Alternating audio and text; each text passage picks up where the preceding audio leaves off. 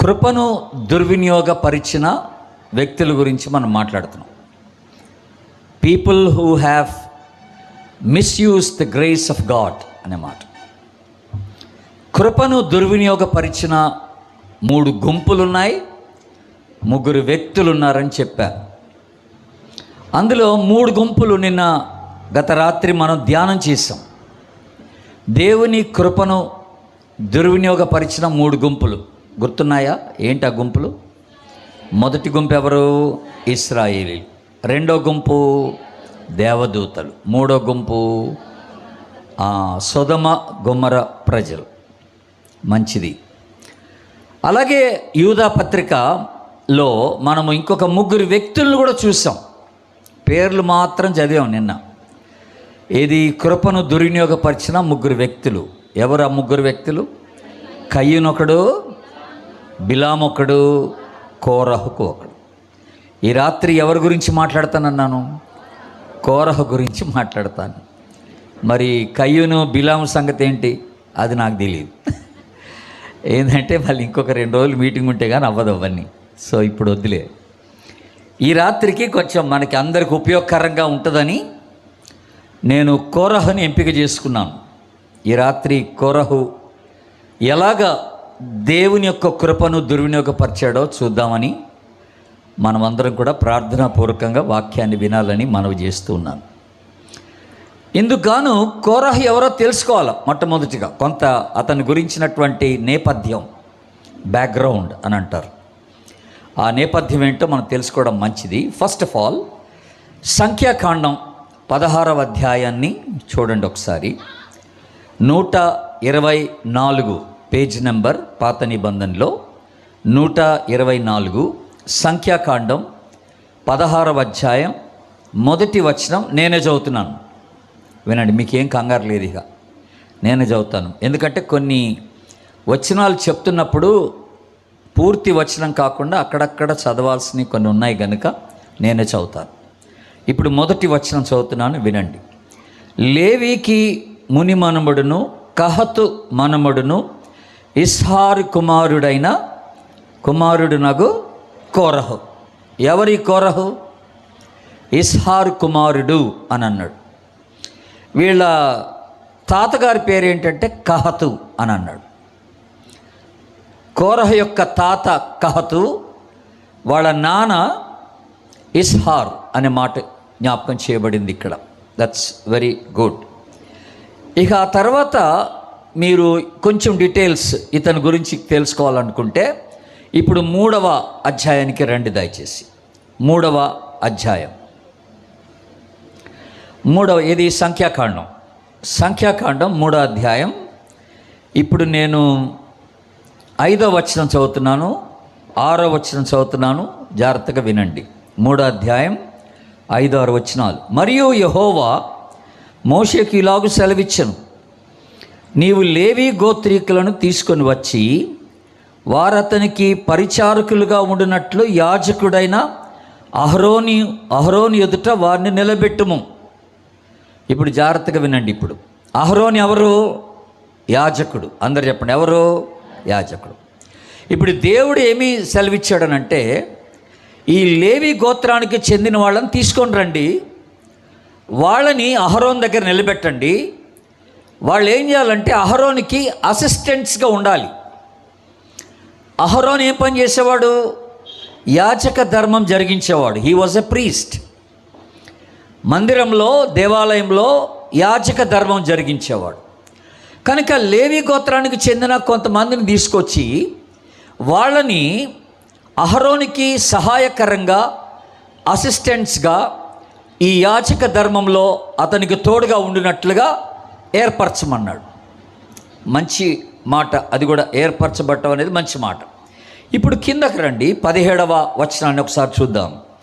లేవీ కుమారుల పేర్లు గెర్షోను, కహతు, మెరారి అనునవి అనుంది ఇక్కడ. ఇక్కడ ఏంటి? ఇక్కడ మనకు ఒక పేరు, ఇందాక మనం విన్న పేరు ఒకటి ఇక్కడ వినపడుతుంది. అదేంటంటే కహతు. కహతు ఎవరని చెప్పాను? కొరహు యొక్క తాతగారు. సో ఇక్కడ లేవీ గోత్రానికి చెందిన వాళ్ళే కొరహు కూడా, గుర్తుపెట్టుకోవాలి.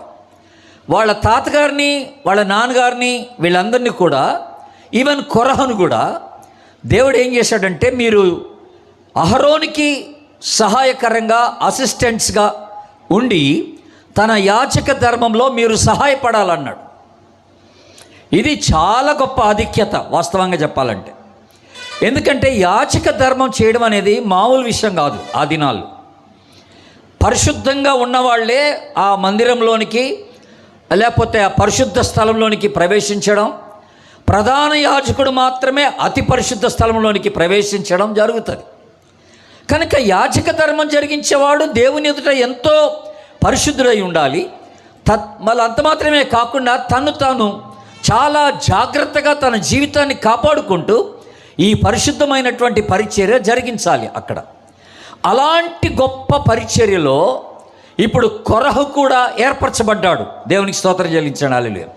అంటే డైరెక్ట్గా అహరోనికి సహాయకరంగా మందిరం యొక్క ఆ యాజక ధర్మంలో, పరిశుద్ధ స్థలంలో తనకి సహాయకరంగా ఉండడానికి కొరహుని దేవుడు ఏర్పాటు చేసుకున్నట్టుగా మనం చూస్తున్నాం. అది కొరహు. ఇప్పుడు మనం రెండు విషయాలు మీకు ఇప్పుడు అర్థం అవ్వాలి. ఒకటి ఏంటంటే, అహరోను యాజక ధర్మం దేవుడిచ్చాడు, కొరహుకి యాజకునికి సహాయపడేటువంటి పని అప్పగించాడు అనే మాట మీరు జ్ఞాపకం పెట్టుకుంటే చాలు. ఇప్పుడు 3వ అధ్యాయంకి రండి. మళ్ళీ ఒక మాట మీకు గుర్తు చేస్తాను. 25వ వచనం చదువుతున్నాను. ఇదే 3వ అధ్యాయం 25వ వచనం గమనించండి. ప్రత్యక్షపు గుడారములో గెర్షోను కుమారులు కాపాడవలసినవి ఏమనగా మందిరము, గుడారము, దాని పై కప్పు, ప్రత్యక్షపు గుడారపు ద్వారపు తెర అని ఉంది. చూసారా? అంటే ఇప్పుడు ఇక్కడ గెర్షోను కుమారులకు, అది ఇంకొక కుటుంబం, గెర్షోను కుమారులకు దేవుడిచ్చిన ఒక బాధ్యత ఏమిటనంటే, వాళ్ళట ఈ ప్రత్యక్షపు గుడారంలో పైకప్పు, మందిరం యొక్క ద్వారపు ఆ తెర, అన్ని తెరలే ఉంటాయి ప్రత్యక్షపు గుడారంలో. వీటి యొక్క బాధ్యత గెర్షోను కుమారులకు అప్పచెప్పాడంట. ఇది మీరు ఆలోచించ. అంటే అర్థం ఏంటి? ప్రతి దినం ఈ గెర్షోను కుమారులు పైకప్పు సరిగా ఉందా లేదా, అది కూడా డేరా లాగానే ఉంటుంది అనమాట.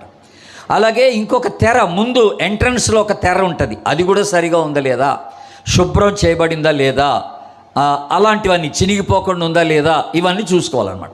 దాని బాధ్యత గెర్షోను కుమారులకు దేవుడు అప్పగించాడు. ఇప్పుడు ఇంకొక పని 29వ వచనానికి రండి. ఇప్పుడు 29వ వచనం. కహతు కుమారుల వంశములు మందిరం యొక్క ప్రక్కను వాళ్ళు అక్కడ దిగారని ఉంది. అయితే ఇప్పుడు కహతు యొక్క కుమారులు కొంతమందికి దేవుడిచ్చిన ఇంకొక బాధ్యత ఏమిటంటే, మందిరం ప్రక్క భాగం, మందిరం యొక్క ప్రక్క భాగాన్ని చూసుకోవడానికి దేవుడు వాళ్ళకు ఒక బాధ్యతను ఇచ్చిపెట్టాడు. అది కూడా బాగుంది. ఇప్పుడు కొంచెం కిందకి రండి. 31వ వచనం అక్కడ ఏమని రాయబడిందో చూద్దాం. వారు మందసమును, బల్ల, దీపవృక్షము, వేదికలు, సేవ చేయు పరిశుద్ధ స్థలములను, ఉపకరణములను, అడ్డతెరయు కాపాడి దాని సమస్త సేవయు జరపవలసిన వారు. దేవునికి స్తోత్రం చెప్పండి. హల్లెలూయా. ఇది ఒకవేళ ఇక్కడ కొరహు కూడా ఈ పనులు చేయాల్సి ఉంటుంది. ఎందుకంటే కహతు కుమారులను ఉంది ఇక్కడ. అర్థమైందా? కహతు కుమారులను ఉంది కనుక డైరెక్ట్గా యాజక ధర్మం కాకుండా ఈ మందిరంలోనే ఉన్నటువంటి మరికొన్ని పనులు చేయడానికి దేవుడు కొరహు కూడా బాధ్యతలు ఇచ్చినట్టుగా మనం చూస్తున్నాం. ఇప్పుడు జాగ్రత్తగా మీరు గమనించాల్సినటువంటి ఒక విషయం, దేవుడు కూడా మనందరి విషయంలో ఇలా చేస్తాడు. అందరికీ దేవుడు ఒకే పని ఇవ్వడు. సంఘంలో గుర్తుపెట్టుకోవాలి, విశ్వాసులందరూ ఒకే పని చేయరు. నాకు వంట రాదు, నేను వంట చేయలేను. నేను చేయగలిగింది ఏంటంటే వాక్యం చెప్పగలను. అర్థమైందా? సో వాక్యం చెప్పే బాధ్యత నాకు ఇచ్చాడు. కొంతమంది సహోదరులకు వెనకుండి వంట చేసే బాధ్యత వాళ్ళకి ఇచ్చాడు. మరి కొంతమంది వాలంటీర్స్, యవనస్తులు కానీ పురుషులు కానీ కొంతమంది ఇక్కడ కార్పెట్లు వేసే బాధ్యత ఇచ్చాడు వాళ్ళకి. ప్రతిరోజు కార్పెట్లు వేయడం, శుభ్రం చేయడం. మరి కొంతమందిని ఆ మైక్ దగ్గర పెట్టాడు. ఈ మైక్ పనులన్నీ మీరు చూసుకోవాలన్నాడు. మరి కొంతమందికి ఏం చేశాడు, ఈ మీటింగ్స్ కొరకైనటువంటి పబ్లిసిటీ చేయమన్నాడు. మైక్ ద్వారా అందరికీ తెలియజేయడానికి వెళ్ళాలి, మీరు పోస్టర్లు అతికించాలి, కరపత్రాలు పంచిపెట్టాలి, ఇలాంటి కొన్ని చెప్పి. కొంతమంది కుర్చీలు వేసే బాధ్యత ఉంటుంది. కొంతమందికి వెనకుండి ప్రార్థన చేస్తారు, ఉట్టి ప్రార్థనే. నేను కొన్ని మీటింగ్స్కి వెళ్ళినప్పుడు, ఇక్కడ కూడా జరుగుతుందేమో నాకు తెలీదు, కొన్ని మీటింగ్స్కి వెళ్ళినప్పుడు వాళ్ళు ఏం చెప్తారంటే, నాకు ఒక గుంపు ప్రజలు నా ప్రసంగం అయ్యేంత వరకు స్టేజ్ వెనకాల ఉండి ప్రార్థన చేస్తూ ఉంటారట. గంట సేపు ప్రార్థన చేస్తారు. నా ప్రసంగం అయ్యేంత వరకు ఓ 10 మంది స్త్రీలు అక్కడ చేరి ప్రార్థన చేస్తారు. దేవుడు వాళ్ళకి ఇచ్చిన బాధ్యత అది. మరి కొంతమంది సంఘంలో ఏ బాధ్యత తీసుకుంటారు? సండే స్కూల్ టీచర్స్గా ఉంటారు. మరి కొంతమంది యూత్ లీడర్స్గా ఉంటారు. మరి కొంతమంది ఏం చేస్తారు? సంఘ నాయకులుగా, సంఘ పెద్దలుగా ఉంటారు. దేవుడు వాళ్ళకి ఆ బాధ్యత ఇస్తాడు. కొంతమంది డైరెక్ట్గా సేవకులుగా ఏర్పరచబడిన వారు ఉంటారు. కొంతమంది ప్రార్థనలు నడిపిస్తారు. కొంతమంది గ్రామ పరిచర్య చూసుకుంటారు. కొంతమంది స్త్రీల పరిచర్య చూసుకోవడానికి నాయకత్వాన్ని వహిస్తారు. అంటే ఇప్పుడు ఇవన్నీ నేను ఎందుకు చెప్తున్నానంటే, దేవుని బిడ్డలారా, సంఘంలో అనేకమైనటువంటి పరిచర్యలు జరుగుతాయి. వాటి నిమిత్తమై దేవుడు ఒక్కొక్కరికి ఒక్కొక్క బాధ్యతనిచ్చి ఆ పని జరిగించుకుంటాడని మనం జ్ఞాపకం చేసుకుంటాం. అందరూ ఒకసారి ఆమెనండి, ఆమె. ఇప్పుడు మీరు ఎఫ్ఎస్సి పత్రికకు రండి. ఇంకొక చక్కని మాట మీకు గుర్తు చేస్తాను. ఎఫ్ఎస్సి పత్రిక 4వ అధ్యాయం చూద్దాం. అక్కడ ఏం రాస్తుందో చూద్దాం. ఎఫ్ఎస్సి పత్రిక 4వ అధ్యాయం, పేజ్ నెంబర్ 175, క్రొత్త నిబంధనలో 4వ అధ్యాయం 13వ వచనం చదువుతున్నాను, జాగ్రత్తగా వినండి. 13వ వచనం, పరిశుద్ధులు ఏమగునట్లు, సంపూర్ణులగునట్లు క్రీస్తు శరీరం. క్రీస్తు శరీరం అంటే ఏంటి? హలో, సంఘం. అందరు చెప్పండి గట్టిగా. క్రీస్తు శరీరం అంటే సంఘం. క్రీస్తు శరీరము క్షేమాభివృద్ధి చెందినట్లు పరిచర్య ధర్మము జరుగుటకు ఆయన కొందరిని ఏ రీతిగా ఏర్పాటు చేసుకున్నాడు? అపోస్తులుగా. మరికొందరిని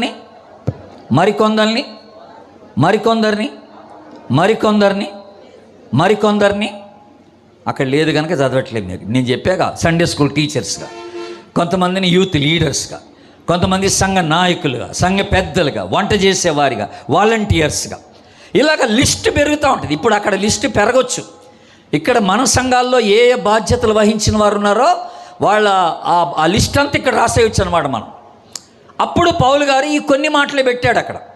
అపోస్తలులు కొందరు, కాపరులు కొందరు, ప్రవక్తలు కొందరు, ఉపదేశకులు కొందరు అని అలా చెప్పాడు. వీళ్ళంతా ఎందుకు నియమించబడ్డారు అనంటే, సింపుల్గా ఒక మాట ఏంటనంటే, సంఘము క్షేమాభివృద్ధి నొందినట్లు. అందరూ ఆమెనండి, అంతే. దేవుని యొక్క పరిచర్య జరగాలి కనుక దేవుడు ఒక్కొక్కరికి వారి వారి సామర్థ్యతను బట్టి, వారికి ఉన్న తలాంతును బట్టి, వారికి ఉన్న వరములను బట్టి దేవుడు వారికి ఆ బాధ్యతను ఇస్తాడనమాట. ఇది గుర్తుపెట్టుకోవాల్సినటువంటి విషయం. ఇక్కడ జరిగిందంతా కూడా ఇదేనండోయ్. ఇక్కడ జరిగిందంతా కూడా ఇదే ఇప్పుడు మనం గమనించాల్సింది. ఇప్పుడు కొరహులో వచ్చిన సమస్య ఏంటో చూద్దాం.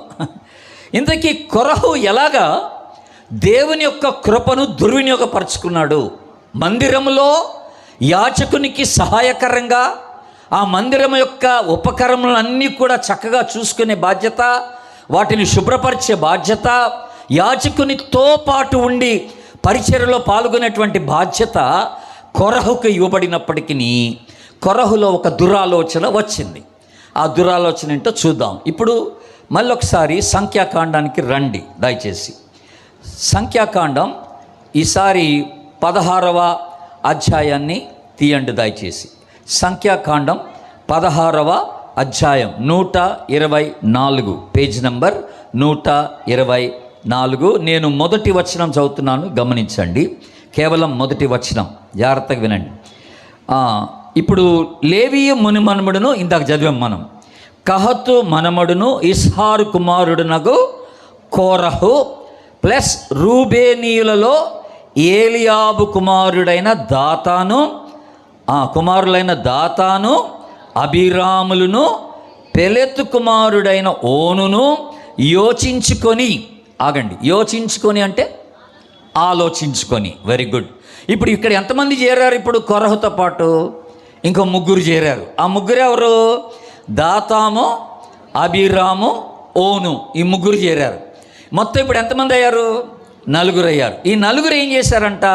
ఇప్పుడు 2వ వచనం చదువుతున్నాను, గమనించండి. ఈ నలుగురు ఏం చేశారంటే, ఇశ్రాయేలీలో పేరు పొందిన సభికులను సమాజ ప్రధానులనైన 250 మందితో మోషేకి ఎదురుగా నిలిచి, ఇప్పుడు జాగ్రత్త వినండి, ఇప్పుడు మొత్తం ఇంకెంతమందిని చేర్చుకున్నారు వీళ్ళు? 250 మందిని. ఈ నలుగురితో పాటు 250 మందిని పెద్దలను, ప్రధానులను, ముఖ్యులను వారు ఏర్పాటు చేసుకొని మోషే దగ్గరకు వచ్చారట. మోషే దగ్గరకు వచ్చి ఇప్పుడు ఏమని మోషేతో మాట్లాడుతున్నారో చూడండి. ఇది మనకి చాలా ప్రాముఖ్యమైన విషయం మన యొక్క ధ్యానం కొరకై. వాళ్ళు మోషేకి ఎదురుగా నిలిచి 3వ వచనం ఏమన్నారు చూడండి. మోషే అహరోనులకు విరోధముగా పోగుపడి, మీతో మాకిక పని లేదు, ఈ సర్వ సమాజంలోని ప్రతివాడును పరిశుద్ధుడే, యెహోవా వారి మధ్య ఉన్నాడు, యెహోవా సంఘము మీద మిమ్ముని మీరు ఎలా హెచ్చించుకొనుచున్నారనెను. ఏమంటారు? విన్నారా ఈ మాట? ఇప్పుడు ఇంతకీ కొరహకు వచ్చిన ప్రాబ్లం ఏంటంటే, నాయకత్వం కావాలి, ప్రధాన పోస్ట్ కావాలి, ప్రధాన స్థాయి కావాలి. నేను అహరోనికి అసిస్టెంట్గా సహాయకరంగా ఉండడం ఏంది? నేను చిన్న పనులు చేయడం ఏంది? మందిరంలో నేనే యాజకునిగా ఉంటా. అహరోను ఏ పని చేస్తున్నాడో అది నేను చేయగలను. కనుక మీతో మాకు ఇక పని లేదంటున్నాడు. ఆయన ఒక్కడే వచ్చి చెప్తే మోషే మాట వినడని, అహరోను మాట వినడని అనుకొని మొట్టమొదటిగా ఒక ముగ్గురిని పోగు చేసుకున్నాడు. వాళ్ళ బుర్రని మార్చిపడేశాడు, బ్రెయిన్ వాష్. వాళ్ళ బుర్ర తినేశాడు, మొత్తానికి వాళ్ళ బుర్ర చెడిపేశాడు. ఆ తదుపరి 250 మందిని చెడిపేశాడు. మీరు గమనించండి, తనతో పాటు 250 మందిని చేర్చుకున్నాడు. ఇప్పుడు 250 మంది కొరహు యొక్క ఆలోచనకు ఎస్ అనాలంటే ఒక్క రోజులో అవదు. అది అవుద్దా? అవ్వదు. రోజు వాళ్ళతో మాట్లాడాలా, రోజు పరిస్థితులు వివరించాలా. ఇది మనకు అక్కర్లేదన్నా, ఇది మనకు అక్కర్లేదన్నా, వీళ్ళు అక్కర్లేదన్నా, వీళ్ళు ఇట్టన్నా, వాళ్ళు అట్టన్నా అని వాళ్ళ మీద లేనిపోని అన్నీ చెప్పి వీళ్ళ మనసుని పాడు చేసి 250 మందిని వాళ్ళతో చేర్చుకున్నారు. 250 ప్లస్ ఈ నలుగురు, 250 మంది ఎక్కడికి వచ్చారు? మోషే దగ్గరకు వచ్చారు. ఎక్కడికి వచ్చారు? మోషే. ఇప్పుడు ఇంతకీ వీళ్ళ నాయకుడు ఎవరు? ఈ 250 కొరహే. ముందు ఆలోచన పుట్టింది మనోళ్ళలోనే. కొరహలో వచ్చింది ఆలోచన, నేనెందుకు అసిస్టెంట్గా ఉండాలా అని, నేనెందుకు యాజక ధర్మం చేయకూడదు, అహరోను ఎందుకు చేయాలా, మోషేనే మాకు నాయకుడికి ఎందుకు ఉండాలా, నేను కూడా దానికి తగిన వాడనే, మేము పరిశుద్ధులమే అని అంటున్నాడు. ఇక్కడ చూస్తారండి, మీతో మాకు ఇక పని లేదు, మేము కూడా పరిశుద్ధులమే. ఎవరట? ఈ 250 మేము పరిశుద్ధులం అంటున్నారు. మేము ఈ పని చేయటానికి తగిన వారమే అని అంటున్నారు. కొన్నిసార్లు సంఘాల్లో ఇలాంటి వాళ్ళు ఉంటారు. ఊకే ఈయనేనా అంటారు. ఊకే ఈయనే ముందుండాలా, మేము ఉండకూడదా? ఊరికే ఈయనేనా నాయకుడు, మేము నాయకులుగా ఉండకూడదా? ఈ పని ఊరికే ఈయనకి ఎందుకు ఇస్తున్నారు? ఈమె ఎందుకు స్త్రీల నాయకురాలుగా ఉండాలా? నువ్వు ఇంకా ఎన్ని సంవత్సరాలు సండే స్కూల్గా ఉంటావు, మేము ఉండకూడదా సండే స్కూల్ టీచర్స్గా? ఈ గొడవ ఉంటుందన్నమాట. ఇలాంటి ఆలోచనలు దుర్బుద్ధి. జాగ్రత్తగా ఉండాలి. ఇది చేదైన వేరు, గుర్తుపెట్టుకోవాలి. ఇది చేదైన వేరు కొంతమందిలో మొలుస్తుంది. దేవుని బిడ్డల, దేవుడు ఈ రోజున సంఘంలో నీకు ఒక బాధ్యత ఇచ్చాడంటే నిన్ను పూర్ణంగా ఎరిగి ఇచ్చాడు. ఆమెనను నీ సంగతి అంతా తెలిసే నీకు ఆ బాధ్యత ఇచ్చాడు. ఇక దానికి మించి నువ్వెందుకు ఆలోచన చేస్తున్నావు? నీకు ఇవ్వబడిన దాన్ని కరెక్ట్గా చేసి దేవుణ్ణి మహింపరచరాదా? దేవుణ్ణి సంతోషపట్టరాదా? నీకు ఇవ్వబడిన దాంట్లో నువ్వు నమ్మకంగా ఉండి, నీకు ఇవ్వబడిన పనిలో నువ్వు ఖచ్చితంగా చేసి దేవుణ్ణి సంతోషపెట్టినట్లయితే దేవుడే తగిన సమయంలో నిన్ను హెచ్చిస్తాడు. డెఫినెట్గా హెచ్చిస్తాడు. నువ్వెందుకు నీకు ఇవ్వబడిన దానికన్నా పై పదవిని ఆశిస్తున్నావు అని మనం ఆలోచన చేస్తున్నాం. ఇది చాలా డేంజర్ ఆలోచన అండి. ఇది చాలా డేంజర్ ఆలోచన. ఒకసారి మీరు హెబ్రీలకు రాసిన పత్రిక తీయండి దయచేసి. ఒక చక్కని మాట మీకు జ్ఞాపకం చేస్తాం. హెబ్రీలకు రాసిన పత్రిక 12వ అధ్యాయం చూద్దాం. Page number 208. 208 క్రొత్త నిబంధనలో 208 12వ అధ్యాయం. ఇప్పుడు 15వ వచనం చదువుతున్నాను, వినండి. 15వ వచనం, మీలో ఎవడైనను దేవుని కృపను పొందకుండా, ఏం పొందకుండా, మళ్ళీసారి చెప్పండి, ఏం పొందకుండా, రైట్, పొందకుండా తప్పిపోవునేమో అనియు చేదైన వేరు ఏదైనను మొలచి కలవరపరచుట వలన అనేకులు అపవిత్రులైపోవుదురేమో అనియు జాగ్రత్త పడండి. దేవునికి స్తోత్రం చెప్పండి. హల్లెలూయా. ఎంత చక్కని మాట అండి. మీలో ఏదైనా చేదైన వేరు వస్తుందేమో చూసుకోండి అన్నాడు. ఎందుకు? దేవుని కృపను పొందకుండా తప్పిపోవడానికి. ఇది సాతానుడు పెట్టిన ఆలోచన. నువ్వు దేవుని కృపను దుర్వినియోగపరుచుకుంటున్నావు, జాగ్రత్త. దేవుడు నీకు ఒక బాధ్యత సంఘంలో ఇచ్చాడు అంటే that is God's ordained ministry. దేవుడు ఏర్పరిచినటువంటి పరిచర్య, దేవుడు నీకు అది. ఒకసారి అందరూ ఆమెనండి. ఇక దాన్ని ఎవడు అడ్డుపట్టడానికి లేదు. దేవుడు నా సంగతి తెలిసి నాకు ఇది ఇచ్చాడు, అంతే. కొంతమంది ఉంటారండి, నాకు తెలిసిన ఒక ఆయన ఉన్నాడు. ఆయన పని ఏంటంటే ఎక్కడ మీటింగ్లు జరిగినా వస్తాడు, మొత్తం కార్పెట్లు వేస్తాడు, 500 కుర్చీలు వేస్తాడు, ఎక్కడో కూర్చుంటాడు, వాక్యం వింటాడు, మీటింగ్లంతా అయిపోయిన తర్వాత మళ్ళీ వస్తాడు, కుర్చీలన్నీ ఎత్తి ఒక మూలన పెడతాడు ఒక్కడే, మళ్ళీ ఈ కార్పెట్లన్నీ మడతేసి ఒక మూలన పెట్టి ఇంటికి వెళ్ళిపోతాడు. ఇంకా ఆయన ఎవరిని గురించి పట్టించుకోడు. నా పేరు ఎక్కడో చెప్పాలని అనుకోడు, నన్ను ఎవరైనా గుర్తించాలని అనుకోడు. ఒకరోజు ఆయన పట్టుకున్నాం మేము. ఒకరోజు ఆయన పెట్టుకొని, ఎవరు మీరు బ్రదరు ఇంత చక్కని పని చేస్తున్నారు ఎవరు అంటే ఆయన అన్నాడు, నేను మామూలు విశ్వాసనండి, దేవుడు నాకు ఇచ్చిన తలాంత ఏంటంటే ఇట్లా సహాయపడటమే అన్నాడు. దేవునికి స్తోత్రం చెప్పండి. హల్లెలూయా. కూడికల్లో ఇట్లా సహాయపడటమే దేవుడు నాకు ఇచ్చిన తలాంతు. ఇంతకు మించి నేను వేరేగా ఏమో ఆలోచించను. ఎవడో నా పేరు చెప్పాలని అనుకోను, ఎవడో నన్ను గుర్తించాలని అనుకోను. దేవుడు నాకు ఇచ్చింది ఇది బాధ్యత, ఇది నేను నమ్మకంగా చేయడానికి నేను ఇష్టపడుతున్నానని చెప్పాడు. మాకు చాలా ఆశ్చర్యం కలిగింది దేవుని బిడ్డ. చూసారా, కొన్నిసార్లు మనము దేవుని ఏర్పాటుని ధిక్కరిస్తున్నామని గుర్తుపెట్టుకోవాలా. మనకి ఇవ్వబడింది మనం ఇష్టపడినప్పుడు, ఎవడికో ఇచ్చింది నువ్వు కావాలని ఆశపడ్డప్పుడు, ఇంకెవడో చేసే పని నేను చేయాలనుకున్నప్పుడు ప్రమాదం ఏంటంటే దేవుని యొక్క ఏర్పాటుని నువ్వు ధిక్కరిస్తున్నావు అన్నమాట. అహరోన్ని యాజకునిగా ఏర్పాటు చేసింది ఎవరు? ప్రభువే. దేవునికి స్తోత్రం చెప్పండి. హల్లెలూయా. ఇప్పుడు నువ్వు వచ్చి నేనుంటానంటే ఈ ఏర్పాటు కరెక్ట్ కాదని చెప్తున్నావు అనమాట. ఈయన తగినోడు కాదని చెప్తున్నావు అనమాట. అహరోను తగినోడు కాదని నువ్వు చెప్తున్నావంటే దాని అర్థం ఏంటంటే, అహరోను తగినవాడు కాడని నువ్వు చెప్తున్నావంటే దాని అర్థం ఏంటంటే దేవుని ఏర్పాటు కరెక్ట్ కాదని చెప్తున్నావు అనమాట. దేవుని ఏర్పాటు కరెక్ట్ కాదని నువ్వే చెప్పేస్తున్నావు. జాగ్రత్తగా ఉండాలి దేవుని బిడ్డ. ఇప్పుడు ఒకసారి అపోస్తుల కార్యం గ్రంథం తీయండి, ఇంకొక మాట చూపిస్తాను అక్కడ. అపోస్తుల కార్యం గ్రంథం 8వ అధ్యాయం, 8వ అధ్యాయం, పేజ్ నెంబర్ 110, 23వ వచనం చదువుతున్నాను, వినండి. 23వ వచనం చదువుతున్నాను. నీవు ఘోర దుష్టత్వములోను దుర్నీతి బంధకములోను ఉన్నట్టు నాకు కనబడుచున్నది. దుష్టత్వము అన్న దగ్గర 3 అని వేసి కింద ఒకటి రాస్తాడు. ఏంటది? చేదైన పైత్యం అన్నాడు. ఏమన్నాడు? చేదైన పైత్యం. ఎవరికట? ఈ గారడివాడైన సీమోను ఏం చేశాడంటే, ఈ పౌలు పరిశుద్ధాత్మ చేత నింపబడి చేతులు ఉంచంగానే అందరూ బాగైపోతున్నారు, దయ్యాలు వదిలిపోతున్నాయి, స్వస్థతలు కలుగుతున్నాయి. ఈ సీమోన్ అనేవాడు ఏం చేశాడంటే కొంత డబ్బులు తీసుకొచ్చి వీళ్ళ చేతిలో పెట్టి ఆ వరం నాకు కూడా ఇవ్వండి అన్నాడు. నేను ఎవడి మీ చేతులు ఉంచితే వాడు బాగైపోవాలి. కొనుక్కుంటున్నాడు, దేవుని వరాన్ని కొనుక్కుంటున్నాడు. అందుకని ఇక్కడ అన్నాడు, దుష్టత్వంలో ఉన్నావు, ఘోరమైన దుష్టత్వ పైత్యం పట్టింది నీకు అన్నాడు అన్నమాట. దేవుని వరాన్ని ఎవడు కొనలేడు, దేవుని వరాన్ని ఎవడు మార్చలేడు, దేవుని వరం కావాలని ఎవడు తరబితి తీసుకోలేడు.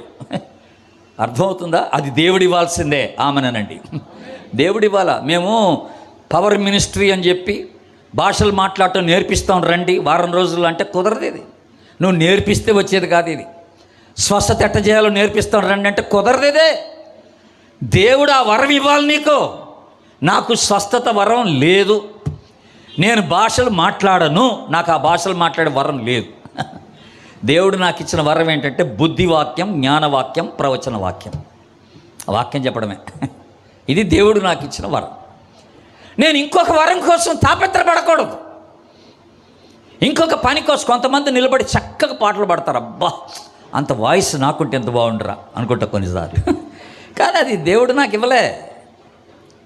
నా దగ్గరికి చాలామంది మా ఊరిలో ఏం చేశారంటే, మందిరం పక్కనే మా ఇల్లు, చాలామంది పెద్ద పెద్దోళ్ళు కలెక్టర్స్, పెద్ద పెద్దోళ్ళు ఇంజనీర్స్ మా ఇంటికి వచ్చి నాతో ఏమన్నారంటే, అయ్యగారు మీరు సొంతగా ఒక సంఘం ప్రారంభించండి, మేమందరం మీ గుడికి వస్తాం అన్నారు. సొంతంగా ఒక చర్చి పెట్టండి మీరు అన్నారు నన్నే. అంటే నేను అన్నాను, దేవుడు నాకు ఆ వరం ఇవ్వలేదు అన్నాను, నాకు ఆ పిలుపే ఇవ్వలేదు. పాస్టర్గా ఉండే పిలుపు దేవుడు నాకు ఇవ్వలే, కాపరిగా ఉండే పిలుపు దేవుడు నాకు ఇవ్వలే.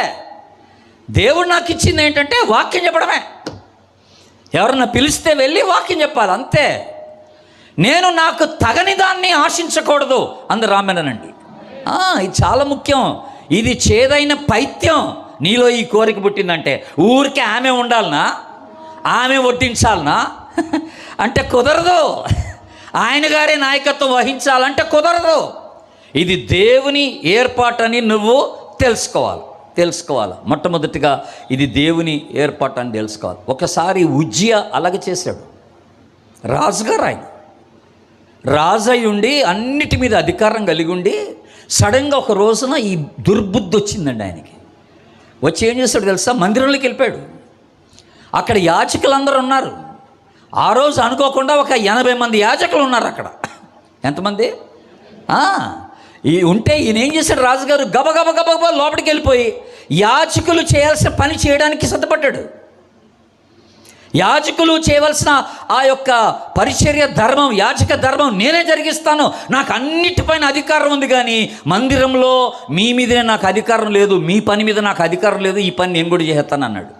అని మందిరంలోకి వెళ్ళబోతుంటే యాజకులందరూ ఆఫ్ చేశారు. రాజా ఇది మీకు మంచిది కాదు, ఇది మీ పని కాదు, దయచేసి లోపల రాబాకండి. వాళ్ళ మాటలే నెట్టేసి లోపలికి వెళ్ళిపోతే దేవుడు మొత్తేశాడు. కుష్టివ్యాధి వచ్చింది. అక్కడికక్కడే వెలివేయబడ్డాడు సమాజంలో నుంచి. రాజు లేదు, ఏం లేదు, ఇక చచ్చిందాకా ఆ కుష్టివ్యాధితో చచ్చిపోయాడు. అలాగే ఆ జబ్బు అలాగే ఉండిపోయింది. దేవునికి ఒకసారి స్తోత్రం చెప్పండి అందరూ, హల్లెలూయా. ఎందుకు చెప్పమని తెలుసా, ఆయన కుష్టివ్యాధి వచ్చినందుకు కాదు, మనకు రానందుకు. మనకి ఎన్నోసార్లు ఈ దుష్ట ఆలోచన వచ్చింది మన మనసులో, చేదైన పైత్యం పుట్టింది మనకి. కానీ దేవుడు సహిస్తున్నాడు. దేవుని ఏర్పాటుని నువ్వు శంకిస్తే అది ప్రమాదం. ఎప్పుడైతే వీళ్ళు ఈ మాట అన్నారో, సంఖ్యాకాండానికి రండి ఒకసారి, 16వ అధ్యాయానికి రండి. ఇప్పుడు మళ్ళీ 124 పేజీ నెంబర్ 124 ఆ సంఖ్యాకాండం. ఇప్పుడు మొత్తం ఎంతమంది వచ్చారన్నా అహరోన్ దగ్గరికి? 254 వచ్చారు. లోపల కుట్ర జరిగిందనమాట. కమ్యూనిటీ లీడర్స్ అందరినీ ఏర్పరచుకున్నాడు కొరహు. తిరుగుబాటు వచ్చేసింది. వాళ్ళు వచ్చి ఇప్పుడు మోషే ఎదుట నిలబడి మీతో మాకు ఇక పని లేదు అంట మొదలెట్టారు. అనగానే మోషే ఏం చేశాడంటే వెంటనే దేవుని తీర్పు వీళ్ళ మీదకి ఎక్కడొస్తుందో అని చెప్పి ఆ 4వ వచనం చూడండి. ఏది 16వ అధ్యాయం సంఖ్యాకాండం 4వ వచనం. మోషే ఆ మాట విని ఏం చేశాడు, సాగిలపడ్డాడు. ఎక్కడా? దేవుని సన్నిధిలో సాగిలపడి వాళ్ళతో ఒక మాట అన్నాడు, అయ్యా మీరు ఇలాగ గొడవ పెట్టబాకండి, దయచేసి మనము దేవుని దగ్గరికి వెళ్ళిపోదాం, దేవుని సన్నిధికి వెళ్ళిపోదాం, దేవుణ్ణి అడుగుదాం. మనలో ఎవరు ఈ నాయకత్వం తీసుకోవాలో దేవుడే చెప్తాడు. దేవుని దగ్గరికి వెళ్ళి మనం ఈ సంగతి ఏదో తేల్చేసుకుందాం. ఇది మీకు అంత చులకనగా ఉందా? ఇదంత చులకనగా ఉందా? చూడండి కింద మాటలు ఉన్నాయి, అక్కడ రాయబడింది చూడండి ఒకసారి. 5వ వచనం. తన వాడెవడో, పరిశుద్ధుడెవడో, రేపు యెహోవా తెలియచేసి వానిని తన సన్నిధిని రానిచ్చును. ఆయన ఏర్పరచుకొనిన వానిని తన యొద్దకు చేర్చుకొనును. 7వ వచనంలో ఏమనుంది? యెహోవా ఏ మనిషిని ఏర్పరచుకొనునో ఆడే పరిశుద్ధుడు. చూసారా? దేవుని బిడ్డలారా, ఇది చులకనగా చూడొద్దన్నాడు మోషే. బ్రదర్స్, మీరు ఎప్పటి నుంచి కుట్ర బన్నారో నాకు తెలీదు, ఎప్పటి నుంచి మీలో ఈ దురాలోచన వచ్చిందో నాకు తెలీదు, దీనికి నాయకుడు ఎవరో నాకు తెలీదు. కోరహే అక్కడ ఉంది నాయకుడిగా. కానీ ఖబర్దార్, జాగ్రత్తగా ఉండండి. దేవుడు ఇష్టపడి ఇలాంటివన్నీ. ఇక కిందకి రండి. ఇప్పుడు కిందకు వస్తే 16వ అధ్యాయం 9వ వచనం చూడండి. ఇప్పుడు 9వ వచనం, తన మందిర సేవ చేయుటకు యెహోవా మిమ్మును తన యొద్దకు చేర్చుకొనుటయు, మీరు సమాజం ఎదుట నిలిచి వారు చేయవలసిన సేవ చేయునట్లు ఇశ్రాయేలీల దేవుడు ఇశ్రాయేలీల సమాజంలో నుండి మిమ్మల్ని వేరుపరచుటయు మీకు అల్పముగా కనబడునా? చూసారా? ఇది లైట్గా ఉందా? మీకు చులకనగా తీసుకుంటున్నారేంటి? దేవుని యొక్క ఏర్పాటుని చులకనగా చూస్తున్నారు. మీకు అల్పముగా కనపడుతుంది. ఇదే జాగ్రత్త సుమా. దేవుడు చెయ్యెత్తితే బూడిదైపోతారు. గుర్తుపెట్టుకోండి. దేవుడు చెయ్యెత్తట్లేదు. దేవుడు చెయ్యెత్తట్లేదు. వీళ్ళు ఊరుకోలేదండి. వీళ్ళు అదే మాట మీద ఉన్నారు. దేవుని సన్నిధికి వెళ్దాం పదండి, దేవునితో వ్యాధ్యం తీర్చుకుందాం పదండి, మన సంగతి ఏదో దేవుని దగ్గర తెలుసుకుందాం పదండి అని మోషే అంటే, ఇప్పుడు కొరహు వీళ్ళు ఏమన్నారు చూడండి.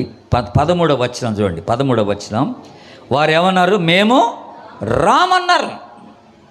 మేము రాం. ఇది చాలా కఠినమైన మాట. అంటే హృదయం చాలా కఠినపరచబడింది అన్నమాట. చాలా కఠినపరచబడింది. ఇప్పుడు ఈ పరిస్థితి అంతా దేవునికి అర్థమైపోయింది.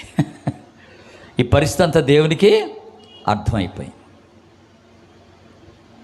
ఇప్పుడు దేవుడు కొరహుకి ఇచ్చినటువంటి ఈ కృపను కొరహు దుర్వినియోగం చేసుకోబట్టి ఇప్పుడు దేవుడు ఏం చేశాడో చూద్దాం. 16వ అధ్యాయం 26వ వచనానికి రండి. ఇప్పుడు అదే అధ్యాయం 26. అతడు ఏమన్నాడంటే, ఈ దుష్టుల గుడారము యొద్ద నుండి తొలగిపోవుడి, మీరు వారి పాపములన్నిటిలో పాలివారై నశింపకయుండునట్లు వారికి కలిగినది ఏదియు ముట్టకుడి అని ఆ సమాజముతో అనెను. దేవుడు ఎవరి గురించి మాట్లాడుతున్నాడు? ఇప్పుడు ఎంతమంది గురించి మాట్లాడుతున్నాడు? 254 గురించి మాట్లాడుతున్నాడు. ఎవరితో మాట్లాడుతున్నాడు? మోషేతో మాట్లాడుతున్నాడు. మోషే, ఈ 254 ఏ గుడారంలో ఉన్నారో, ఎక్కడ ఉన్నారో, ఈ సమాజాన్ని వదిలి మిగతా వాళ్ళంతా ఇక్కడి నుంచి వెళ్ళిపోండి అన్నాడు. దూరంగా వెళ్ళిపోండి అన్నాడు. మిగతా వాళ్ళంతా దూరంగా వెళ్ళిపోండి అన్నాడు. వీళ్ళ సంగతి నేను చూస్తాను అన్నాడు. వాళ్ళలో ఏది మీరు వాళ్ళ పరికరాలు వాళ్ళ టెంట్స్లో ఉన్నది ఏది మీరు ముట్టొద్దు, అక్కడి నుంచి దూరంగా వెళ్ళిపోండి అని జ్ఞాపకం చేశాను. నేను దీన్ని స్టడీ చేస్తున్నప్పుడు నాకు ఒక ఆలోచన వచ్చింది. దేవుని సంఘంలో ప్రజాస్వామ్యం పనికిరాదు, డెమోక్రసీ. దేవుని పరిశుద్ధ సంఘంలో ప్రజాస్వామ్యం పనికిరాదండి. దేవుని నాయకత్వం, దేవుని యొక్క ఏలుబడి, గాడ్స్ రూలింగ్ అని అంటాం. అలాగే దేవుని రాజ్య ప్రిన్సిపల్స్, దేవుని యొక్క రాజ్య విలువలు కానీ లేకపోతే నియమాలు కానీ, దేవుడు ఏర్పాటు చేసిన రాజ్య నియమాలు కానీ ఇక్కడ పనిచేయాలి. అందరూ ఆమెనండి. ఒక మనిషిని ఆలోచన సంఘంలో పనిచేయకూడదు. మేము 4 కూడుకున్నాం, మేము 200 మంది ఉన్నాం, మాకే న్యాయం జరగాలంటే కుదరదు. నువ్వు 250 మంది అయితే అంతకన్నా మించిన సంఖ్యను తీసుకొస్తే ఏంటండి? ఇది దేవుని ఏర్పాటు. ఇది గెట్అవుట్ అంటమే. ఇది దేవుడు ఏర్పాటు చేసి పెట్టాడు. ప్రజాస్వామ్యం ఇక్కడ పనికిరాదండి. దేవుని వాక్యానుసారంగానే ఇక్కడ నిర్ణయాలు తీసుకోవాలా. దేవుని చిత్తానుసారంగానే సంఘంలో దేవుని పరిచర్య జరగాల. సంఘంలో దేవుని పరిచర్య ఆ రీతిగానే జరగాలి. దేవుని బిడ్డలారా, ఇది చాలా సీరియస్ మ్యాటర్. కొన్ని సంఘాల్లో కొట్టుకొని చచ్చిపోతున్నారు, కోర్టుకి వెళ్ళిపోతున్నారు, ఒకళ్ళ మీద ఒకళ్ళు కేసు పెట్టేసుకుంటున్నారు, అబండాలు వేసుకుంటున్నారు, వాళ్ళ బ్రతుకులన్నీ రోడ్డు మీదకి లాక్కొచ్చేస్తున్నారు. ఈడిట్ట వాడిట్ట అని చెప్పి పిచ్చి పిచ్చి పనులు చేస్తున్నారు కొన్ని సంఘాల్లో. అది దేవునికి ఎంత ఆయాసమో, దేవునికి ఎంత ఆయాసం. ఇప్పుడు ఇలాగ జరిగింది ఇక్కడ. కొరహు ఒక నాయకత్వాన్ని తీసుకున్నాడు. ఇప్పుడు చూడండి, ఈ 250 ఉన్నటువంటి ఆ సమాజం అంతటిని విడిచేసి మోషేతో అన్నాడు, మీరు అంతా దూరంగా వెళ్ళిపోండి, మిగతా ఇశ్రాయేల్ అందరూ దూరంగా వెళ్ళిపోండి అన్నాడు. వెళ్ళిపోయారు అందరూ. ఇప్పుడు 16వ అధ్యాయానికి రండి. మళ్ళీ 31వ వచనం చదువుతున్నాను, జాగ్రత్తగా వినండి. 31వ వచనం. అతడు ఆ మాటలన్నీ చెప్పి చాలించగానే వారి క్రింది నేల ఏమాయను నెరవిడిచెను. భూమి తన నోరు తెరచి వారిని, వారి కుటుంబములను, కోరహు సంబంధులందరినీ, వారి సమస్త సంపాద్యమును మృంగివేశను. ఆ తర్వాత మాట, వారును వారి సంబంధులందరూ ప్రాణముతో ఎక్కడ పోయారు? పాతాళంలో కూలిరి. భూమి వారిని మృంగివేశను. వారు సమాజంలో ఉండకుండా నశించిరి. హలో, విన్నారా ఏం జరిగింది? ఇప్పుడు 254 ఎక్కడెక్కడైతే ఉన్నారో అక్కడట భూమి విచ్చుకుందట. భూమి విచ్చుకుందనమాట. అంటే భూకంపం వచ్చినట్టుగా నెరవిడిచెను అనుంది. అంటే ఎక్కడ నిలబడ్డాడు అక్కడ టక్కన లోపలికి వెళ్ళిపోయాడు అన్నమాట, భూమిలోకి, పాతాళంలోకి వెళ్ళిపోయాడు అన్నమాట. అలాగే ఎక్కడ పడితే అక్కడ ఈ 254 ఎక్కడుంటే అక్కడ టక్ టక్కని భూమి నెరవిడుస్తుంది. అక్కడికక్కడే వాళ్ళు భూమిలోకి వెళ్ళిపోయారు, ఉన్న పలాన అలాగే వెళ్ళిపోయారు లోపలికి. ఇప్పుడు మిగతా ఇశ్రాయేలీయులు చూసిన వారు భయపడిపోయారు, ఎక్కడ లేని భయం వేసిపోయి పారిపోయారు అక్కడి నుంచి, పరుగుని వెళ్ళిపోయారు అక్కడి నుంచి. ఇప్పుడు ఈ భూమి నెరవేర్చటం అనేది ఏమిటనంటే, ఇక్కడ చూడండి 34వ వచనంలో మిగతా ఇశ్రాయేలు ఏం చేశారట, వారు చుట్టూనున్న ఇశ్రాయేల్ అందరూ ఏం విన్నారు? వారి ఘోష విని, ఘోష అంటే ఏంటి? అరుపులు, కేకలు పెట్టేశారు. అంటే ఇప్పుడు నా ఉద్దేశంలో 254 మాత్రమే కాదండి, వారి కుటుంబం అంతా అన్నాడు దేవుడు ఇక్కడ.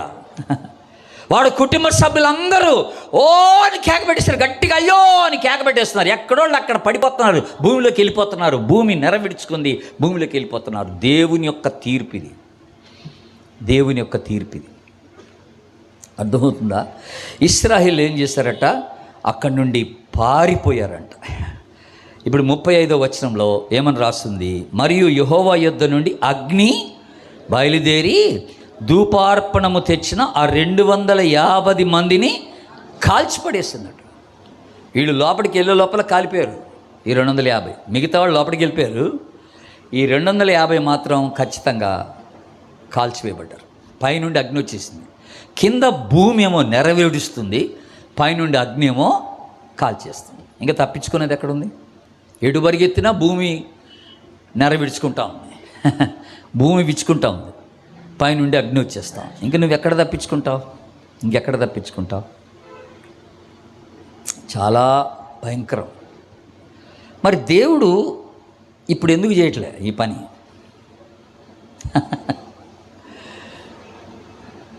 ఇప్పుడు చేస్తే ఎలాగుంటుంది? మనలో ఎవరు ఉండమేమో, సగం మంది కనీసం లోపలికి వెళ్ళిపోతాం,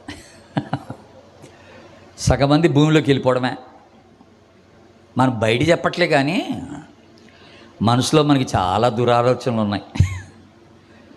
ఇంటికి వెళ్తే మాట్లాడుకుంటాం ఆదివారం ఏ సంఘ నాయకుని గురించి, సంఘ పెద్దల గురించి, సేవకుల గురించి, ఇక్కడ జరిగే పరిచర్య గురించి, సండే స్కూల్ టీచర్స్ గురించి, స్త్రీల నాయకుల గురించి. ఓ ఈమెగారు ఎన్నడు చూసినా ఈమె ట్రెజరరు, ఈమె సెక్రటరీ, ఇట్లాంటి మాటలన్నీ ఇంటికి వెళ్ళి మాట్లాడుతూ ఉంటాం అనమాట, ఇష్టం వచ్చినట్టుగా.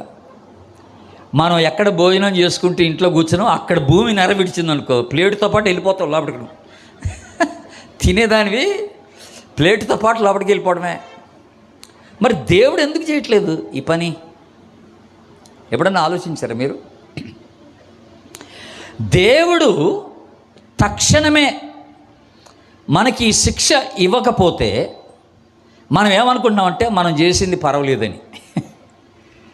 ఇది ఓకే, నేను ఇలా మాట్లాడటం ఓకే అని మనం అనుకుంటున్నాం అనమాట. ఒకసారి మీరు ప్రసంగి గ్రంథం తీయండి, ఒకసారి ఓ చక్కని మాట మీకు గుర్తు చేస్తాను. అక్కడ ప్రసంగి గ్రంథం 8వ అధ్యాయాన్ని తీయండి, పేజ్ నెంబర్ 560, పాత నిబంధనలో పేజ్ నెంబర్ 560, 8వ అధ్యాయం 11వ వచనం నేను చదువుతున్నాను, గమనించండి. 11వ వచనం,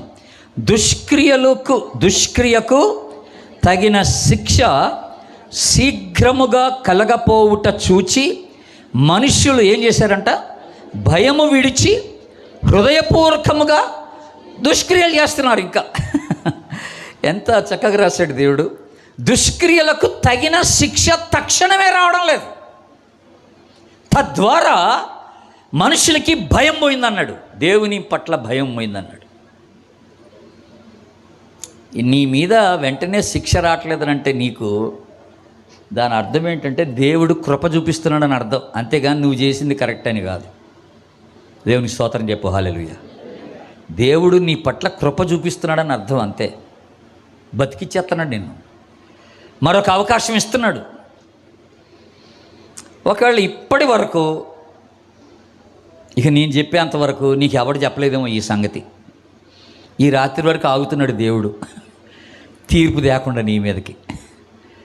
ఇది మొదలుకొని నువ్వు నోరు తెరవబాక, ఎవరి గురించి పిచ్చిగా మాట్లాడబాక. ఆ చేదైన పైత్యం నీలో ఉండకుండా చూసుకో, చేదైన వేరు నీలో మొలవద్దు.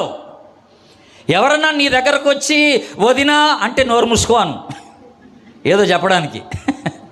బ్రదర్ మీకు ఈ సంగతి తెలుసా అంటే వద్దు బ్రదర్ అనండి, మనం మాట్లాడొద్దు బ్రదర్ అనండి. ఇలాగ అనుకొని హెచ్చరించుకోవాలి మనం, అంతేగాని మాటలు చెప్పేవాళ్ళు ఉంటే వినేవాళ్ళు కూడా ఎక్కువైపోతారు, వినేవాళ్ళు ఉంటే చెప్పేవాళ్ళు ఎక్కువైపోతారు. అంత ముక్కలైపోద్ది, సంఘమంతా పాడైపోద్ది, సంఘమంతా పాడైపోద్ది. కీర్తనల గ్రంథంలో చక్కని మాట ఉంది చూడండి. 50వ కీర్తన తీయండి. ఇప్పుడు 50వ కీర్తన నేను 18వ వచనం నుండి చదువుతున్నాను, వినండి. 50వ కీర్తన 18వ వచనం, నీవు దొంగను చూచినప్పుడు వానితో ఏకీభవించెదవు, వ్యభిచారులతో నీవు సాంగత్యం చేసేదవు, కీడు చేయవలనని నీ నోరు తెరచుచున్నావు, నీ నాలుక కపటము కల్పించుచున్నది, నీవు కూర్చుండి నీ సహోదరుని మీద ఏం చెప్తున్నావు? కొండెములు చెప్తున్నావు, గాసిపింగ్. నీ తల్లి కుమారుని మీద అపనిందలు వేస్తున్నావు. ఇట్టి పనులు నీవు చేసినను నేను ఏమై ఉంటిని? ఎవరు మౌనంగా ఉన్నారు? దేవుడు. ఏం శిక్ష లేకుండా నువ్వు ఇంత పనికి మాలిన పనులు చేస్తున్నా దేవుడు మౌనంగా ఉన్నాడంట. దేవుడు మౌనంగా ఉన్నందుకు నువ్వు దేవుని గురించి ఏమనుకున్నావంట? ఇప్పుడు ఆ తర్వాత మాట చూడు. అందుకు నేను కేవలము నీ వంటి వాడనని నీవు అనుకుంటివి. దేవుడు అంటున్నాడు, నేను కేవలము నీ వంటి వాడవని నువ్వు అనుకున్నావు. అయితే నీ కన్నుల ఎదుట ఈ సంగతులన్నీ కూడా వరుసగా ఉంచి నేను నిన్ను గద్దిస్తానన్నాడు. కబడదార్. ఒకరోజు వస్తుంది, తప్పించుకోలేదు, వరుసను పెట్టేస్తాడు. నువ్వు చేసిన అన్నీ, నువ్వు మాట్లాడినవన్నీ పక్కన నీ ఎదుట తీసుకొచ్చేస్తాడు. తీర్పు జరుగుతుంది అన్నాడు. ఇప్పుడు మౌనంగా ఉండిపోయాడు ఆయన, నీకు అవకాశం ఇస్తున్నాడు అంతే. దీన్ని ఇంగ్లీష్లో ఏమంటారంటే గివింగ్ ఎ లాంగ్ రోప్ అని అంటారు. అవకాశం ఇవ్వడం అన్నమాట. ఇది నువ్వు చులకనగా తీసుకుంటే కుదరదబ్బాయ్, భయపడాలా. అందుకని ఇందాక ఆ మాట ఉంది కదా, దుష్క్రియలు చేయటం వల్ల శిక్ష వెంటనే రానందుకు మనుషులట భయము విడిచి అని ఉంది. దేవుని పట్ల భయం విడిచేశారు. విచ్చలవిడిగా ప్రవర్తిస్తున్నాం, విచ్చలవిడిగా మాట్లాడుతున్నాం. ఎంత భయంకరం అండి ఇది, ఎంత భయంకరం. ఇప్పుడు ఇదంతా జరిగింది కదా, నేను ఒక ప్రశ్న అడుగుతా, నాకు చెప్పండి. ఇప్పుడు 250 మంది చచ్చిపోయారు, పైనుండి అగ్ని వచ్చింది, కింద భూమి నెరవిడిచింది, ఇశ్రాయేలు అందరూ భయపడిపోయారు, వాళ్ళ ఘోష విని తట్టుకోలేకపోయారు, ఎక్కడో వాళ్ళు అక్కడ పారిపోయారు. ఇదంతా జరిగిన తర్వాత ఇంకెవడైనా తెల్లారి లేదా ఇంకొక నెల రోజులకి ఇంకెవడైనా ఇట్లాంటి పని చేస్తాడండి? చేస్తాడా లేదా? చేయడుగా. ఇంత చూసినోడు ఎవడు చేయడు. మన దగ్గర జరగట్లేదు కనుక చేతనం. ఇక్కడ జరిగి ఉంటే ఎవడు చేయడు. ఆనాడు జస్ట్ అననీయ సప్పిరాలు వచ్చి అబద్ధం ఆడారు పేతురు దగ్గర. మేము భూమి అమ్మగా వచ్చిన వేళ ఇంతే అని అబద్ధం ఆడారు. ఇద్దరు చచ్చిపోయారు అక్కడే, మందిరంలోనే. అక్కడే పడి చచ్చిపోయారు. సంఘమంతటికి మిగిలిన భయము కలిగాను అని ఉంది. ఒక చిన్న అబద్ధానికే చచ్చిపోయారు అక్కడ. ఈరోజు అలాగా దేవుడు తీర్పు తీరిస్తే ఒక చిన్న అబద్ధానికి చచ్చిపోతే వచ్చిన వాళ్ళు వచ్చినట్టు పడిపోవటమే, మందిరంలోకి వచ్చినోడు వచ్చినట్టు పడిపోవడమే. ఇంక మిగిలేది ఎవరు ఉంటారు అక్కడ? ఇంకెవరు ఉంటారు? ఎవరు ఉండరు సంఘంలో. చూసారండి ఎంత ఘోరం జరిగింది. మనం ఏమనుకున్నామంటే ఇంత జరిగిన తర్వాత ఇశ్రాయేల్లో పెద్ద పాట నేర్చుకొని ఉంటారని మనం అనుకుంటున్నాం. ఇప్పుడు మీరు సంఖ్యాకాండం తీయండి దయచేసి. ఒక చక్కని మాట మీకు జ్ఞాపకం చేస్తాను. ఇప్పుడు మళ్ళీ సంఖ్యాకాండంకి రండి, మళ్ళీ 16వ అధ్యాయానికి రండి. 125 పేజీ నెంబర్ 125, 16వ అధ్యాయం 41వ వచనం, 41వ వచనం, 42వ వచనం చదువుతున్నాను, గమనించండి. 41వ వచనం, మరునాడు. అందరు చెప్పండి, కొంచెం గట్టిగా చెప్పండి. అంటే ఎప్పుడు? వెరీ నెక్స్ట్ డే, తెల్లవారి. అంటే ఏ తెల్లవారి? ఇదంతా జరిగిన తెల్లారన్నమాట. మరునాడు ఇశ్రాయేలీయుల సర్వసమాజము మోషే అహరోనులకు విరోధముగా సనుగుతూ ఏమన్నారు? మీరు యెహోవా ప్రజలను చంపారు అని అన్నారు. ఇప్పుడు ఎవరు లేచారు? ఇప్పుడు ఎవరికి సపోర్టింగ్ లేచారు వీళ్ళు? ఆ చచ్చిన వాళ్ళకి సపోర్టింగ్ అనమాట. ఎవరు చంపారు అంటున్నారు వీళ్ళు? మోషే చంపేశాడు, అహరోను చంపేశాడు వీళ్ళందరినీ అని వాళ్ళు అంటున్నారు వచ్చి. ఇప్పుడు ఏమనాలి వీళ్ళని? ఇంత చూసిన తర్వాత వచ్చి మళ్ళీ నువ్వు సనుగుతున్నావు గొనుగుతున్నావు అంటే నాకు ఒక సామెత గుర్తొచ్చింది, చింత చచ్చినా పులుపు చావలేదంట. ఇంత జరిగిన ఈ పాటలు రాలే, మళ్ళీ తెల్లారే బాబోయ్, కనీసం నెల రోజులు కూడా ఆగలేదే. ఇంత బీభత్సం జరిగింది, ఇంత ఘోరమైన మరణం జరిగింది. దేవుని యొక్క తీర్పును చూశారు, ఆకాశం నుండి అగ్ని రావడం, భూమి నెరవేడవడం. ఇంత భయంకరమైన తీర్పు చూసిన తర్వాత కూడా తెల్లవారే వచ్చేసారంటే మోషే దగ్గరికి. వీళ్ళని ఏమనాలి అసలు? వీళ్ళని ఏమనాలి నాకు అర్థం కావడం. ఇప్పుడు దేవుడు ఏమనాలి వీళ్ళని? వీడికి బుద్ధి ఉందనాలా, బుద్ధి లేదనాలా, వీడికి అర్థం కాలేదనాలా, ఏమనాలా? దేవుడు ఏమనాలి వీళ్ళని చూసి? బుర్ర తిరిగిపోద్ది మనం ఆలోచన చేస్తుంటే, ఈ కథ చదువుతుంటే. మరి కొంతమంది ఉంటారు ఇలాగే.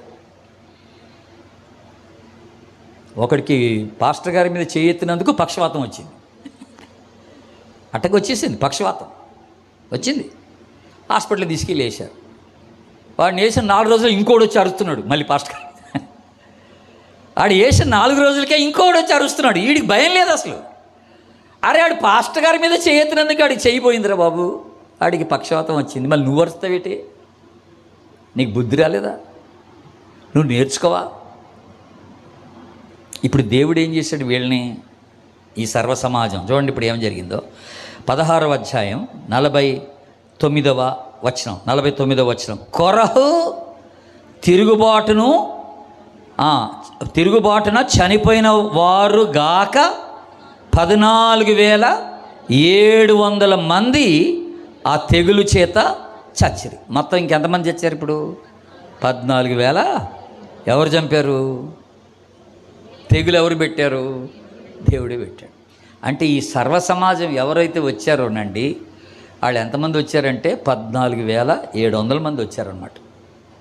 మోషేకి విరుద్ధంగా పాపం చేశారన్నమాట. దేవుడు అందరినీ తీసిపడేశాడు, అందరినీ తీసాడు. ఇంకా చివరిలో ఓ చక్కని మాట మీకు గుర్తు చేస్తాను. ఇప్పుడు కొరహు మంచి ఆధిక్యత దేవుడిస్తే సంఘంలో, అతడు దేవుని కృపను ఏం చేశాడు? దుర్వినియోగపరచుకున్నాడు. మనలో ఎవరం అలాగా ఉండకూడదు. దేవుడు నీకు ఏ పని అప్పచెప్తే ఆ పని చేయి. తొందరపడి వేరే వాళ్ళ బాధ్యతని ఆశించబాక, వేరే వాళ్ళ పోస్టు నాకు కావాలని అడగబాక, గొడవ పెట్టబాక. ఇది దేవుని ఏర్పాటని నువ్వు తెలుసుకొని మౌనంగా ఉండటం మంచిది, ప్రార్థన చేయడం మంచిది. దుష్ట తలంపులు, చేదైన వేరు, చేదైన పైత్యం ఉండకుండా చూసుకోవడం మంచిది. ఇప్పుడు ఆశీర్వాదం ఏంటనంటే 26వ అధ్యాయం, సంఖ్యాకాండం 26కి రండి. 26వ అధ్యాయం 11వ వచనం, 10-11 వచనాలు చూద్దాం. 10-11 వచనాలు. ఆ సమాజపు వారు మృతి పొందినప్పుడు అగ్ని ఏం చేసిందంట? 250 మందిని భక్షించినందున భూమి తన నోరు తెరచి వారిని కొరహును మృంగివేసినందునను వారు ఏమైరి? అందరు చెప్పండి. వారు ఏమైరి? దృష్టాంతములైరి. అందరు ఈ మాట చెప్పండి, మళ్ళీ చెప్పండి గట్టిగా. అంటే ఏంటమ్మా దృష్టాంతములు అంటే ఏంటి? They have stood as an example అని అర్థం అన్నమాట. మాదిరిగా మన ముందు పెట్టాడన్నమాట. వాళ్ళని చూసి మనం పాఠం నేర్చుకోవడానికి దృష్టాంతములైరి అని అన్నాడు అన్నమాట. వారు దృష్టాంతములుగా నిలిచిపోయారు అన్నాడు ఇది. ఇప్పుడు ఆశీర్వాదం ఏమిటనంటే ఆ కింద మాట ఇప్పుడు మీరు చూడాలి. 11వ వచనాన్ని మనం చూద్దాం. అయితే ఏం జరిగింది? కోరహు కుమారులు చావలేదు. దేవునికి స్తోత్రం. ఎవరు చావలేదు? కోరహు పోయాడు. 250 మంది పోయారు. 14,700 మంది చచ్చిపోయారు. కానీ కోరహు పోలేదట. దేవుని బిడ్డలారా, కోరహు పోలేదు. ఎందుకో తెలుసండి? ఇప్పుడు నాకు టైం లేదు మీకు రెఫరెన్స్ చూపించడానికి, కానీ మీరు ఒట్టిగా రెఫరెన్స్ రాసుకుంటానంటే రాసుకోండి.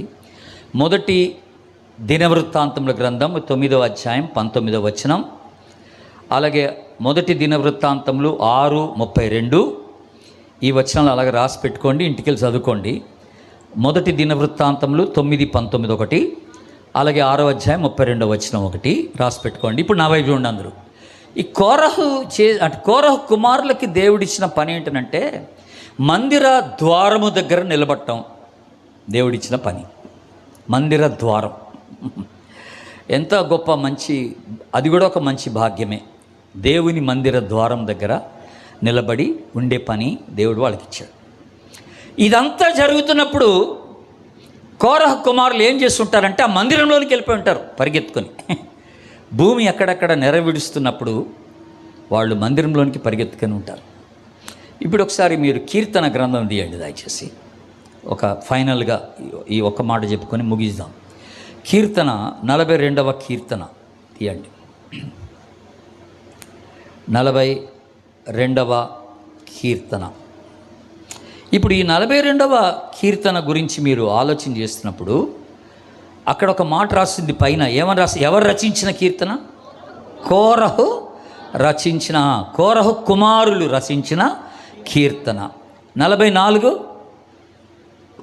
కోరహు కుమారులు రచించిన కీర్తన, 44వ కీర్తన. 45 ఎవరు రాశారు? కోరహు కుమారులు. 46 కోరహు కుమారులు. 47 కోరహు కుమారులు. అలాగే 48 కోరహు కుమారులు. 49 ఎందుకో తెలుసా అండి? ఈ కోరహు కుమారులు మందిర ద్వారం వద్ద కాకుండా నేను ఇచ్చిన రెఫరెన్స్లో మీకు కనపడుతుంది ఏంటంటే వాళ్ళు క్వైర్లో కూడా ఉన్నారంట. పాటలు పాడే గుంపులో కూడా ఉన్నారు. వాయిద్యములు వాయించి పాటలు పాడే గుంపులో కూడా వాళ్ళు ఉన్నారన్నమాట. దేవుని యొక్క పరిచర్యలో ఆ రీతిగా కోరహు కుమారులు పాల్గొంటూ వచ్చారన్నమాట. చక్కని పరిచర్య, పాటలు పాడే పరిచర్య, హృదయాల్ని సిద్ధపరిచే పరిచర్య. బతికిపోయారు వీళ్ళు. ఆ పరిచర్యలో అలాగ ఉండిపోయారు. వాళ్ళ నాన్నగారు ఆశించినట్టుగా వీళ్ళు ఏం ఆశించలేదు. తొందరపడి ఎదురు తిరగలేదు, తిరుగుబాటు చేయలేదు. ఆ చేదైన వేరు రాకుండా చూసుకున్నారు ఈ కుమారులు. వాళ్ళ నాన్నగారికి సపోర్ట్ చేయలేదు వీళ్ళు ఎవరు. అందుకని చాలా మంచి కీర్తనలు రాశారు వీళ్ళు. ఇన్ని కీర్తనలు రాశారు ఆయన కోరహు కుమారులే. ఆ తర్వాత 54 రండి. ఇప్పుడు 54వ కీర్తనకి రండి. ఇప్పుడు 54వ కీర్తన 54వ కీర్తన ఎవరు రాశారు? 84 తీయండి. 54 కాదు, 84 కీర్తన ఎవరు రాశారు? కోరహు కుమారులు. 85 కోరహు కుమారులు. 85 అక్కడ ఉంది కదా. 87 కోరహు కుమారులు. 88 కోరహు కుమారులే. 84, 85, 87, 88 ఈ కీర్తనలన్నీ కోరహు కుమారులే రాశారు. అద్భుతమైన కీర్తన రాశారు. ఈ కీర్తన రాస్తూ దేవుని మందిరంలో ఉన్నటువంటి కోరహు కుమారులు ఎంత గొప్ప మాటలు చెప్పారంటే 84వ కీర్తనలో ఏమన్నారో చూడండి. 2వ వచనంలో ఏమనుందంటే మందిర ఆవరణములు. అందరు చెప్పండి ఈ మాట, మందిర ఆవరణములు.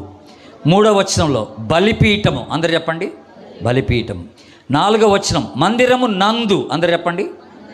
ఫస్ట్ ఏమన్నాడు? మందిర ఆవరణం అన్నాడు. రెండోది పిచ్చుకలు బలిపీఠం నద్దున్నాయి, అవి ఎంతో ధన్యం అన్నాడు. ఇప్పుడు మూడోది మందిరము నందు అని అన్నాడు. మందిరము నందు. 10వ వచనంలో ఏమనుంది? నీ ఆవరణములో అని ఉంది. ఆ 10వ వచనం లాస్ట్ మాట ఏంటి? నా దేవుని మందిర ద్వారమునొద్దు ఉండుట నాకు ఇష్టము. ఎంత చక్కని మాటలు చెప్పారండి. అంటే దీన్ని బట్టి మనకేమర్థమవుతుందండి? ద్వారం దగ్గర ఉంచినా, ఆవరణంలో ఉంచినా, వెనక ఉంచినా, కిచెన్లో ఉంచినా, నన్ను ఎక్కడ ఉంచినా అది ధన్యతగా నేను భావిస్తాను. దేవునికి స్తోత్రం చెప్పండి. హల్లెలూయా. దేవుని మందిరంలో ఏ బాధ్యత దేవుడు నాకు ఇచ్చినా అది నేను ధన్యతగా భావిస్తానని చెప్తున్నారన్నమాట కోరహు కుమార్. అందుకనే వీళ్ళు చావకుండా తప్పించబడ్డారు. దేవుని బిడ్డ ప్రభుని హత్తుకున్నారు, దేవుని సన్నిధిని ఆశ్రయించినారు. వీళ్ళు ఆయనే మన ఆశ్రయం, ఆయనే మన దుర్గం, ఆయనే మన ఆధారం, ఆయనే మన రక్షణ, ఆయనే మన జీవం. ఆయన కృపలేంది ఒక్కరోజు ఒక్క క్షణం మనం బ్రతకలేం.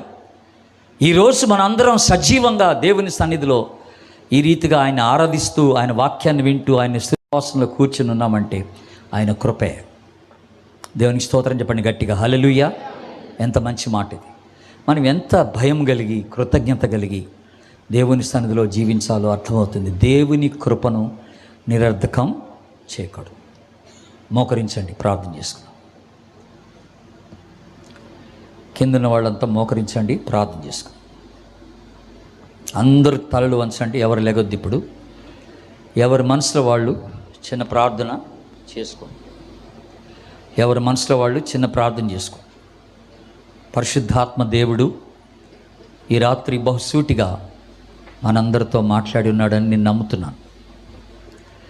నువ్వు ఏమేమి సణుగుతున్నావో, గొనుగుతున్నావో, దేవుని ఏర్పాటు గురించి ఎలాగా నువ్వు మాట్లాడుతున్నావో, చేదైన వేరు ఎక్కడ పుట్టిందో, మొలిచిందో, చేదైన పైత్యం ఏదైనా ఉందేమో, ఎవరో దేవుడు ఎవరికో ఇచ్చిన బాధ్యత నువ్వు కావాలని ఆశపడుతున్నావేమో, నీకు ఇచ్చింది నువ్వు సరిగా చేయకుండా, దాంట్లో నమ్మకంగా ఉండకుండా, ప్రభుని మహింపరచకుండా వేరే దాన్ని ఆశించడానికి ప్రయత్నం చేస్తున్నావేమో. కానీ దేవుడు తన మహాకృప చేత నీ మీదకి తన తీర్పును తీసుకొని రాలేదు. ప్రభుని స్తుతించు, సంతోషపడు. దేవుడు నీకు ఒక మంచి అవకాశం ఈ రాత్రి ఇస్తున్నాడు. అలాగ మాట్లాడినందుకు, నువ్వు అలాగ ప్రవర్తించినందుకు క్షమించమని అడుగు. ప్రభుని క్షమించమని అడుగు. ప్రభు డెఫినెట్గా క్షమిస్తాడు. శిక్ష తక్షణమే రాకున్నందుకు నువ్వు చేసింది మంచిదని అనుకోబాక. ఇది దేవుని కృప అని జ్ఞాపకం చేసుకున్నాం. ప్రార్థన చేసుకుందాం.